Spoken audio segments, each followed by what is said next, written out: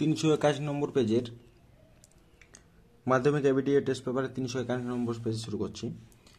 4x টাকার x বছরের সরল সুদ 2x টাকা হলে বার্ষিক সরল সুদের হার কত হবে?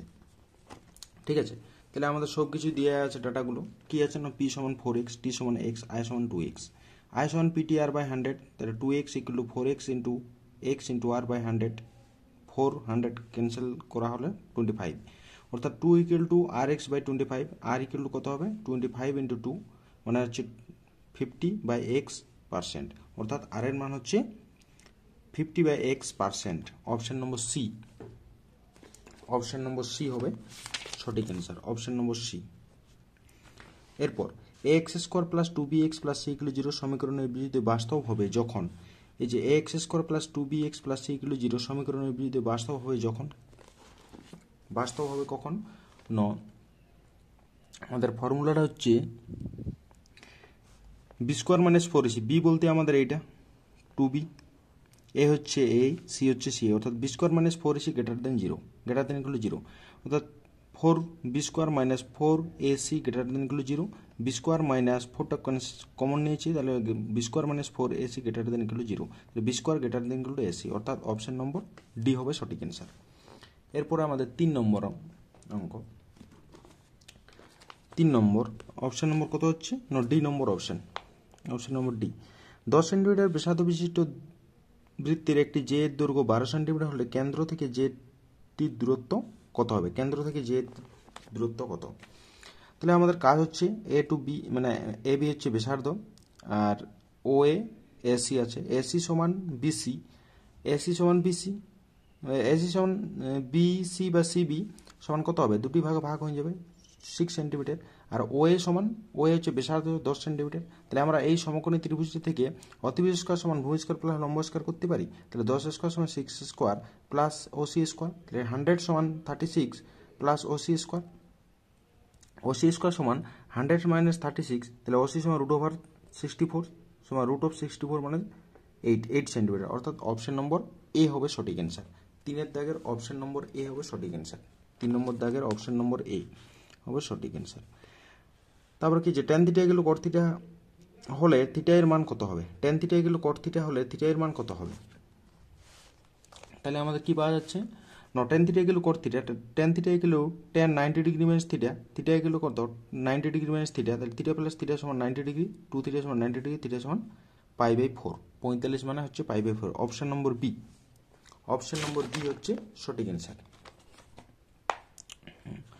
5 নম্বর, একটি চোঙের বক্রতলের ক্ষেত্রফল ও আয়তনের সংখ্যামান সমান হলে ব্যাসার্ধের মান কত হবে? ব্যাসার্ধের মান কত হবে না, এই যে 2πr মানে বক্রতলের ক্ষেত্রফল সমান πr স্কোয়ার ইন্টু এইচ, আয়তনের সংখ্যামান সমান, অর্থাৎ 2 ইকুয়াল টু আর, আর হচ্ছে 2 একক, তাহলে option number B, option number B হবে সঠিক অ্যান্সার।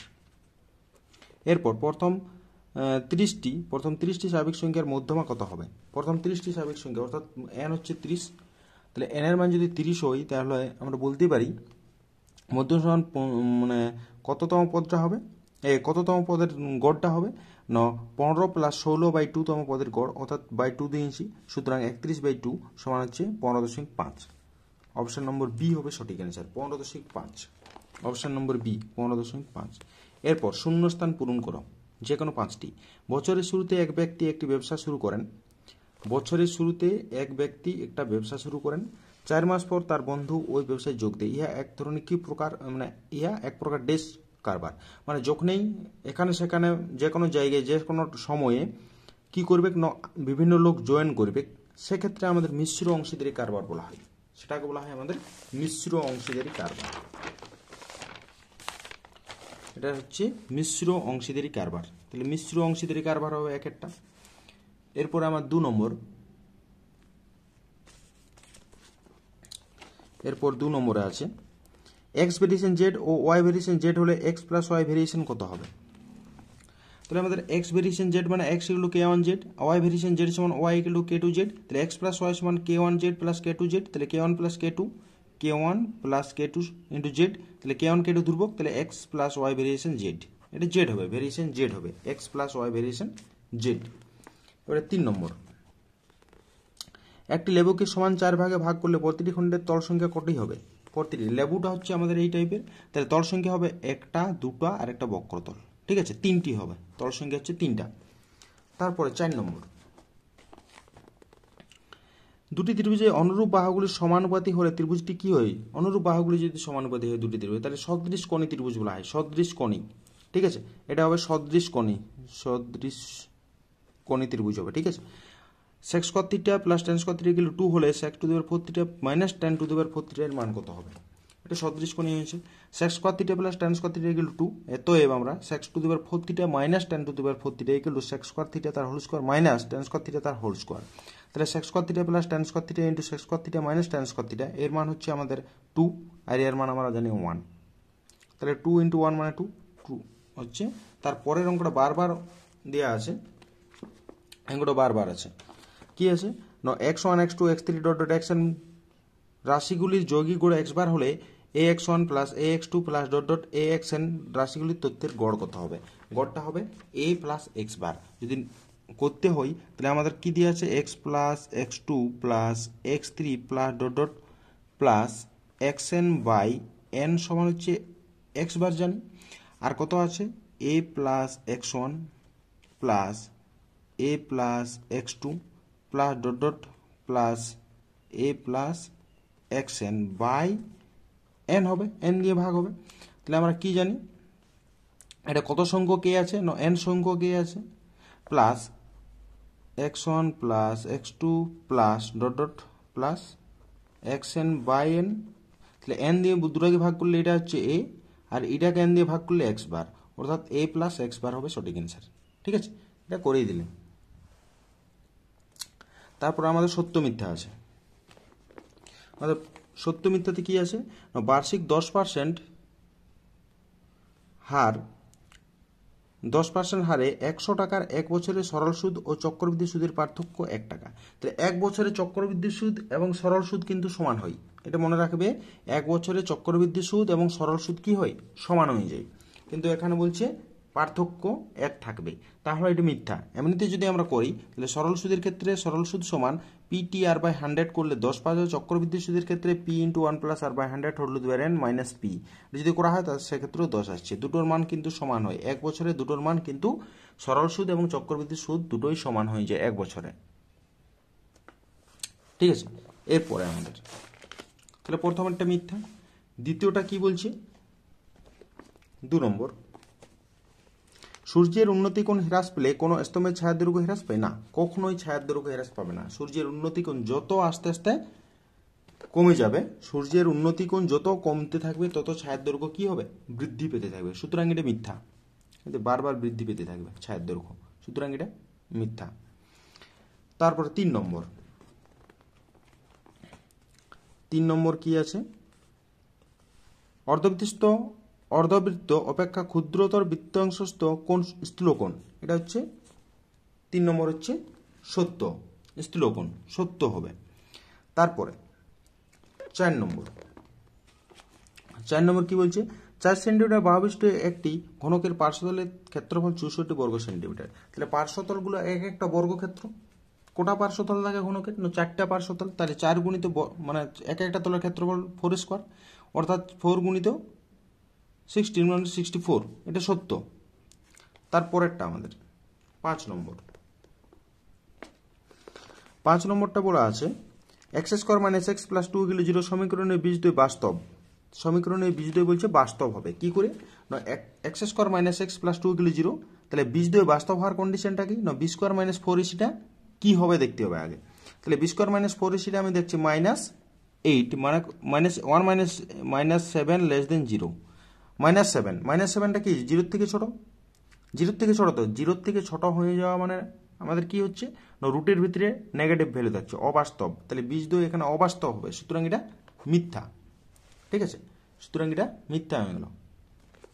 6 নম্বর, অজাইবের দ্বারা কোনো পরিসংখ্যান বিবেচনায় মধ্যমান মান নির্ণয় করা যায়। মধ্যমান সঠিক অ্যান্সার, মধ্যমান মানটাই নির্ণয় করা অজাইবের সাহায্যে, সুতরাং এটা সত্য। ঠিক আছে, এরপরে আমাদের 4 দাগের অঙ্কগুলো হবে, মানে মার্ক 2, এটা হচ্ছে মার্ক 2,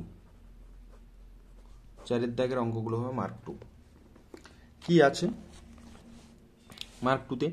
6 মাস অন্তর দিয়ে সুদের পর 10% চক্রবৃদ্ধি হারে 3200 টাকার 1.12 বছরের চক্রবৃদ্ধি সুদ কত?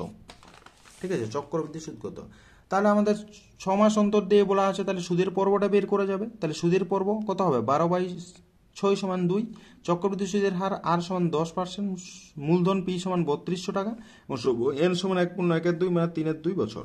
চক্রবৃদ্ধি সুদ সমান কত জানি? P into 1 plus R by 2 by 100 whole to 2n, মানে এই সুদের পর্বটা আর এর সঙ্গে বাই হয় এবং সময়ের সঙ্গে গুণ হয়ে যায়, মাইনাস পি। ঠিক আছে, এরপরে আমরা পি এর মানটা বসানো হয়েছে এখানে, 2 ক্যান্সেল, তাহলে 3, এটা 5 2 10 5 20 100। ঠিক আছে, তাহলে এটা কাটাকাটি করলে আমাদের দাঁড়াচ্ছে, এটা হচ্ছে 21/20 তার হোল কিউব মাইনাস 1, তাহলে 3200 ইন্টু 21কে 3 বার গুণ করলে 9261, 2 বার গুণ 20কে 3 বার গুণ মানে 8000 মাইনাস 1।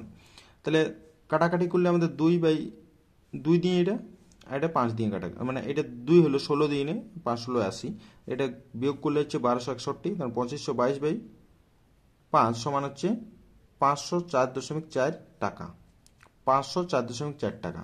ঠিক আছে, এইটা হচ্ছে অ্যান্সার, 504.4 টাকা, 504.4 টাকা, এক দাগের অ্যান্সার হয়ে গেল। এরপরে আমাদের 2 নম্বর দাগের অঙ্কটি। একটি যৌথ ব্যবসায় মহেশ ও রমেশের মূলধনের অনুপাত 2:3 এবং মহেশ ও আসিফের মূলধনের অনুপাত 3:4। বছরের শেষে 4600 টাকা লাভ হলে রমেশের লভ্যাংশ কত? ঠিক আছে, এই অঙ্কটা করা হবে এবারে।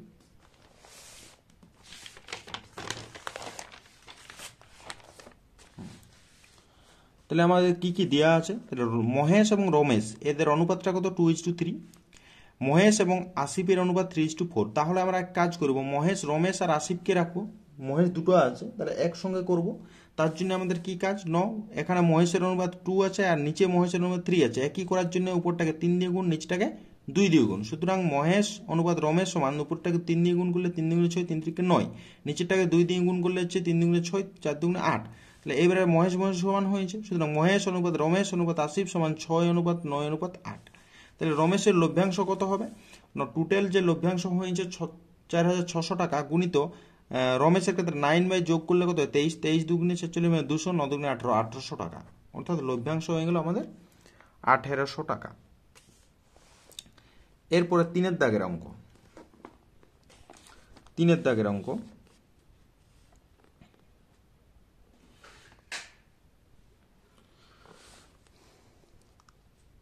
এ ও বি এর মান কত হলে ax² প্লাস bx মাইনাস 10 সমান 0 সমীকরণে বীজদ্বয় -2 ও 5/3 হবে।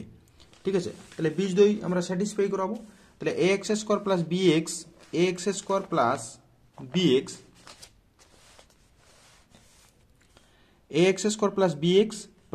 -10 এগুলো 0 সমীকরণে বীজদ্বয় -2 ও 5/3। তাহলে প্রথমত যদি হয়ে যায় তাহলে -2 বসানে স্যাটিসফাই করাচ্ছি, তাহলে 2a - b - 5 এগুলো 0 1 নম্বর, আর 5/3 যদি বসানো হয় তাহলে a × 5/3 তার হোল স্কোয়ার প্লাস b × 5/3 -10 এগুলো 0। তাহলে এটা যদি করা হয় তাহলে 5a প্লাস 3b - 18 এগুলো 0 2 নম্বর। তাহলে 1 ও 2 নম্বরকে আমরা সমাধান যদি করি তাহলে আমাদের পাওয়া যায় 1 নম্বরকে 3 দ্বারা গুণ করেছি এবং 2 নম্বরকে 1 দ্বারা গুণ করলে তাহলে আমাদের 6a - 3b - 15 এগুলো 0, 5a প্লাস 3b - 18 এগুলো 0। তাহলে 11a - 33 এগুলো 0, এ সমান কত? 3। তাহলে এ এর মানটা 1 নম্বরে বসাচ্ছি, a এগুলো 3 বসাচ্ছি, তাহলে বি এর মান আমরা পাচ্ছি 1। সুতরাং a এবং b এর মান, তাহলে a এবং b এর মান কত পাবো? a এর মান 3 এবং b এর মান 1। ঠিক আছে, এটা 1 নম্বরে বসানো হয়েছে, a এগুলো 3 1 নম্বরে বসানো হয়েছে, a এর মান হচ্ছে 3, সেটা বসানো হয়েছে এখানে। ঠিক আছে, তাহলে a b এর মান পাওয়া গেল। এরপর 4 নম্বর কোশ্চেন, √5 প্লাস √2 ভাজিত √7 সমান 1/7 ইন্টু √35 প্লাস √k হলে k এর মান কত হবে? ঠিক আছে, k এর মান এইখানে √5 প্লাস √2 ভাজিত √7 ইকুয়াল টু 1/7 √35 প্লাস √k।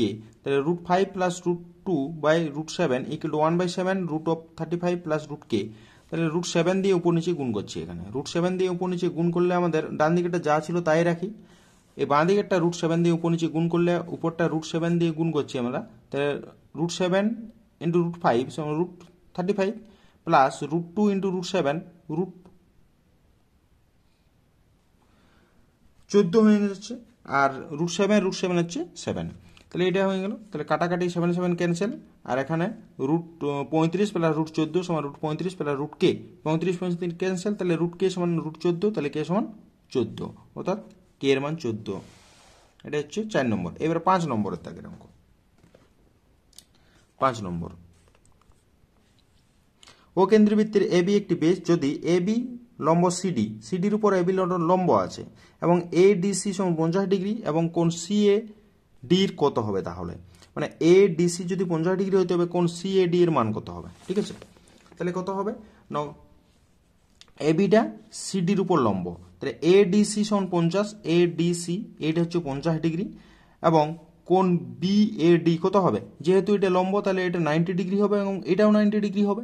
ঠিক আছে, তাহলে 90 ডিগ্রি, আর এই কোণটি কত বলেছে আমাদের 50, তাহলে এই সি কোণটাও 50 হয়ে যাবে, সি কোণ 50, তাহলে এই যে 50 হয়ে যাচ্ছে, আর এই দুটো কোণ 90 ডিগ্রি করে। তাহলে আমাদের কাজ কি, এখন এই ত্রিভুজটার ক্ষেত্রে এই কোণটা জানি এবং এই কোণটাও জানি, সুতরাং এই কোণটা পাওয়া যাবে, এবং এই ত্রিভুজের এই কোণটাও জানি এই কোণটা জানি, সুতরাং এই কোণটা পাওয়া যাবে। সুতরাং বিএডি সমান সিএডি, বিএডি আর সিএডি এই দুটো কোণ কত হবে, নয় কি হবে, তাহলে 180 মাইনাস 90 প্লাস 50 মানে 140, তাহলে 180 থেকে 40 ডিগ্রি হয়ে যাচ্ছে, তাহলে 40 ডিগ্রি হয়ে গেল। তাহলে এই গোটা কোণটা কত হবে, এই গোটা কোণটা এই দুটো কোণকে যোগ করলে হবে, অর্থাৎ সিএডি সমান 40 প্লাস 40 সমান 80 ডিগ্রি। ঠিক আছে, তাহলে 80 ডিগ্রি হবে অ্যান্সার।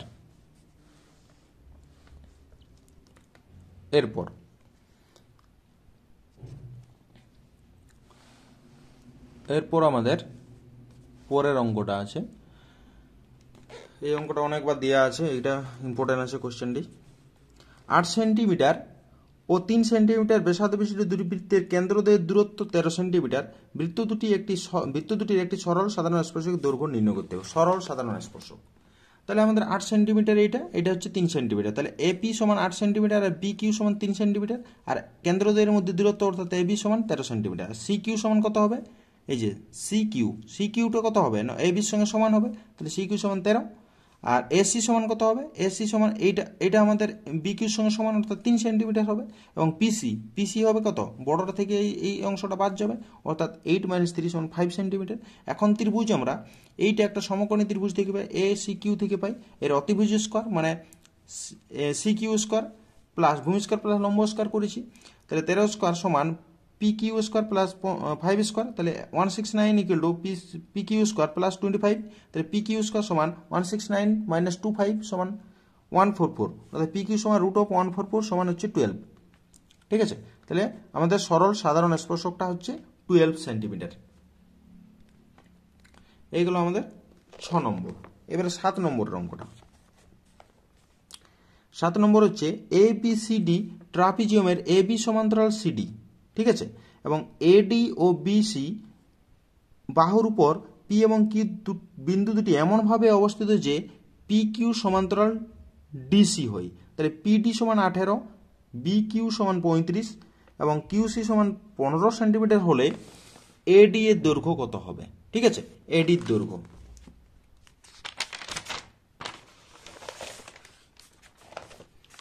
এরপরে আমরা দেখি এডির দৈর্ঘ্য জিজ্ঞেস করেছি, তাহলে কি হবে,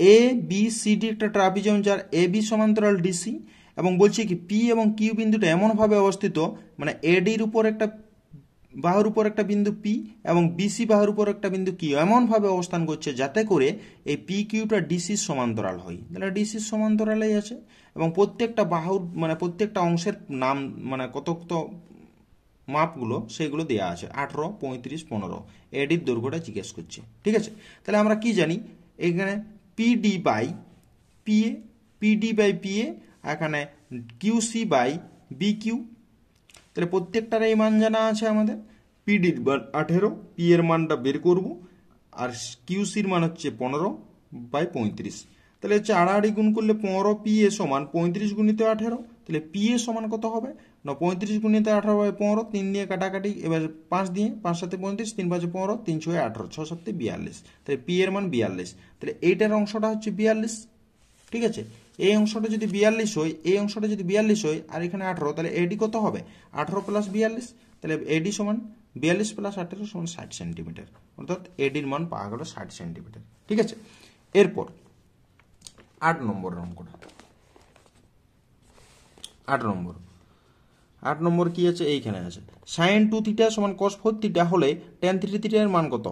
sin 4 theta equal cos 4 theta, sin 2 theta equal cos 4 theta হলে tan 3 থিটার মান কত হবে। তাহলে sin 2 থিটা সমান cos 4 থিটা, মানে আমরা sin 2 থিটা সমান sin 90 ডিগ্রি মাইনাস 4 থিটা, তাহলে 2 theta equal 90 degree minus 4 theta, তাহলে 2 থিটা প্লাস 4 থিটা সমান 90 ডিগ্রি সমান 6 থিটা সমান 90 ডিগ্রি, থিটা সমান হচ্ছে 15, তাহলে tan 3 থিটা, tan 3 থিটা মানে কত, tan 3 ইন্টু 15 সমান tan 45 মানে 1, তাহলে 1 হয়ে যাচ্ছে অ্যান্সার, এর মান হচ্ছে 1, ঠিক আছে। এরপরে 9 নম্বর অঙ্কটা, 9 নম্বর অঙ্ক কি বলছে, এবিসি সমকোণী সমদ্বিবাহু ত্রিভুজের বি কোণ সমকোণ এবং ডি কোণটা হচ্ছে এসি এর মধ্যবিন্দু হলে কোণ এবিডি এর মান কত হবে, সাইন কোণ এবিডি এর মান কত হবে, ঠিক আছে। তাহলে আমাদের কাজ কি, এ বি সি একটা সমকোণী সমদ্বিবাহু ত্রিভুজ যার এবি সমান বিসি, তাহলে কি করছে না, এইভাবে যেটা লম্ব টানা হচ্ছে ডিটা হচ্ছে এসির মধ্যবিন্দু, তাহলে এখান থেকে যেটা লম্ব টানছি সেটা হচ্ছে কি, এই কোণটাকে 90টাকে দুটো ভাগে ভাগ করছে, একটা 45 একটা 45, অর্থাৎ কোণ এবিডি এটা কত হবে 45 ডিগ্রি, অর্থাৎ সাইন 45 ডিগ্রি সমান 1/√2, অর্থাৎ 1/√2 হবে অ্যান্সার। এরপরে 10 নম্বর, সম আয়তন বিশিষ্ট দুটি আয়তঘনের দৈর্ঘ্যের অনুপাত 2:3 ও প্রস্থের অনুপাত 3:4, প্রথমটির উচ্চতা 10 সেন্টিমিটার হলে দ্বিতীয়টির উচ্চতা কত। প্রথমে প্রত্যেকটির দৈর্ঘ্য, প্রস্থ এবং উচ্চতা ধরি, তাহলে প্রথম আয়তঘনের দৈর্ঘ্য সমান 2x একক এবং দ্বিতীয়টার হচ্ছে 3x, প্রস্থটা হচ্ছে 3y এবং প্রস্থটা দুটার ক্ষেত্রে 3y 4y, এবং দ্বিতীয় আয়তঘনটির উচ্চতা h ধরে নিচ্ছি, ঠিক আছে, দ্বিতীয়টার উচ্চতা আমরা h ধরছি আর প্রথমটার উচ্চতা দিয়েই আছে, তাহলে শর্তানুযায়ী আয়তন কি বটে, না দৈর্ঘ্য গুণিত প্রস্থ গুণিত উচ্চতা, উচ্চতায় প্রথমটা 10 দেওয়া আছে, এখানে দৈর্ঘ্য গুণিত প্রস্থ গুণিত উচ্চতা, তাহলে x y ক্যান্সেল, তাহলে 2 গুণিত 3 গুণিত 10 সমান 3 গুণিত 4 গুণিত h, তাহলে এই সমান কত হবে, কাটাকাটি করে 5, অর্থাৎ h এর মান হচ্ছে 5 সেন্টিমিটার, ঠিক আছে। তাহলে দ্বিতীয়টির উচ্চতা কত হচ্ছে, 5 সেন্টিমিটার।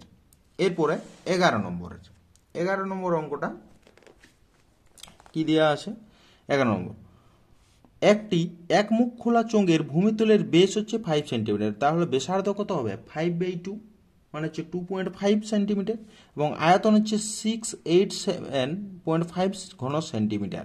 ওই চোঙের মধ্যে চোঙের সমান বেস বিশিষ্ট, চোঙটার যে বেস সেই চোঙের সমান বেস বিশিষ্ট কতগুলি মার্বেল রাখা যাবে, ঠিক আছে।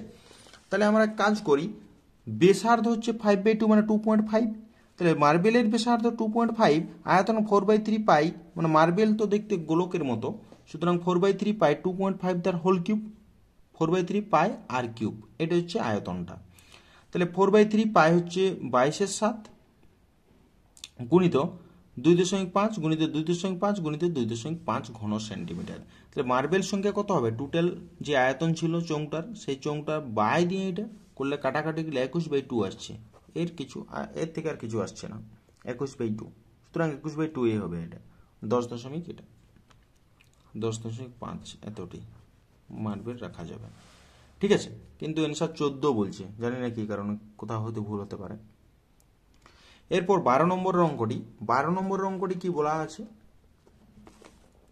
ইউআই সমান xi মাইনাস 25/10, সামেশন fi ইউআই সমান 20 এবং সামেশন fi সমান 100 হলে x বারের মান কত, x বারের মান জিজ্ঞেস করেছে। সুতরাং এই অঙ্কটি বারবার দেওয়া আছে, অনেকগুলো সেটা দেওয়া আছে, পেজ নম্বর 76, পেজ 4 দাগের 12টা, পেজ নম্বর 179 4 দাগের 8টা এবং পেজ নম্বর 203 4 দাগের 12টা। আমি ডিসক্রিপশন বক্সে দিয়ে নিব লিঙ্কগুলো, সব তোমরা দেখে নেবে এই অঙ্কটি, ঠিক আছে। এত দূরে থাকলো অঙ্ক, এরপর আমাদের পরের সেটটা নিয়ে আলোচনা করা হবে।